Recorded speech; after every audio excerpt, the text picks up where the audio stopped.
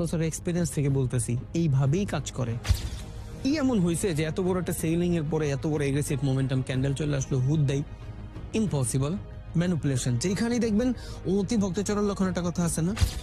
But আমি overall market condition বুঝাচ্ছি যাতে আপনি যা জীবনের কোনো মার্কেটে, হোক ফরেক্স, হোক ক্রিপ্টো, হোক স্টক, হোক বাইনারি, কোনো মার্কেটে যাতে আপনি না থামেন।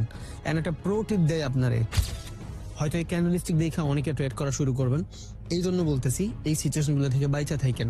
নর্মালি মার্কেট যখন সেল হয়, বেশিরভাগ মানুষ যারা প্যাটার্নে ট্রেড করে, প্যাটার্ন শিখে, সাইকোলজি না, তারা কি করে মার্কেটের সিচুয়েশনে যায় কিকার খুঁজে এই টাইপের ক্যান্ডেল দিয়া। ওয়াই ভাই, কেন? এই কষ্টটা আমার সফল হবে যখন প্রত্যেকটা মানুষ, যে মানুষটা 20,000 টাকার যোগ্যতা নাই কামানোর, ও মাসে 2 লাখ টাকা পর্যন্ত কামাবে, ওই দিন আমি গলা ফাটায় বলতে পারবো যে হ্যাঁ আমি চেষ্টা করছিলাম।